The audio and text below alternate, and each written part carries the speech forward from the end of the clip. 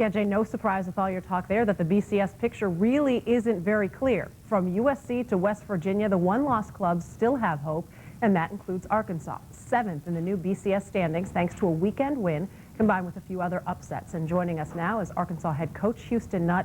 Houston, let's start with the BCS talk. You're now up to number 7 in the BCS poll. What does that rank mean to your team? Houston, I'm guessing that you probably can't hear me right now, Houston. Is that correct? I think we're having some technical problems. We'll try to check back with Houston in just a little bit. Right now, we'll take a little break and try to get things set. Actually, we're going to try Houston one more time. Houston, it's Dana at Cold Pizza. Can you hear me? I can hear you. Great. Well, we'll start. I'm not going to start all the way over where I was asking you about being number 7 in the BCS standings right now. What does that mean to your club? It means a great deal, but we started out, I think, out of the polls, out of the radar, underneath the radar, and no one knew about Arkansas. And so really proud of our seniors and how we came back. Where do you think you deserve to be ranked? Should it be higher than 7?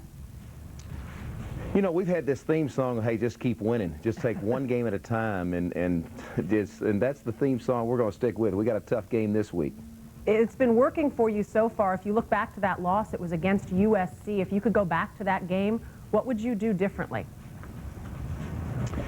Well, you'd love to have a healthy Darren McFadden, number 1. You'd love to have him ready to go at 100%. Casey Dick also missed the entire 2-a-day camp.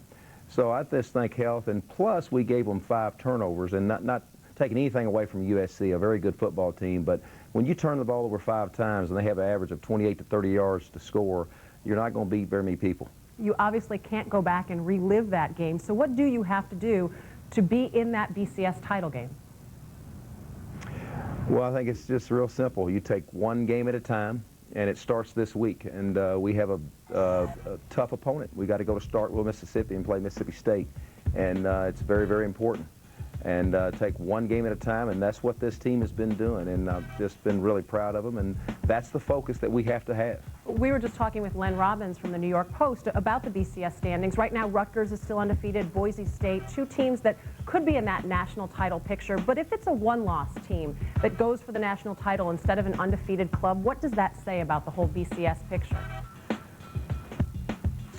Well, again, you know, I try not to spend too much time on talking about the BCS, the polls. We've told our players for a long, long time, hey, look, just take care of your schedule, take care of one game at a time, because that's all you can control. And if you use a lot of energy on things you can't control, I really think that you're going to mess things up. And it's about one play at a time, and it's about the next game. If I can ask one more BCS-related question, though, if you had your say, how would you like to see the BCS system work? Well, I love the bows. I love the way it's in place. But if you had a +1, I think it might help a little bit. But I love the bow system, grew up in it, played in them. I love the part where teams can end on a good note. A lot of teams can, but I think if you add maybe just one, I think it might help a little bit. A system that keeps getting tweaked. Houston, thanks for joining us. Good luck on the rest of the season. Thank you very much.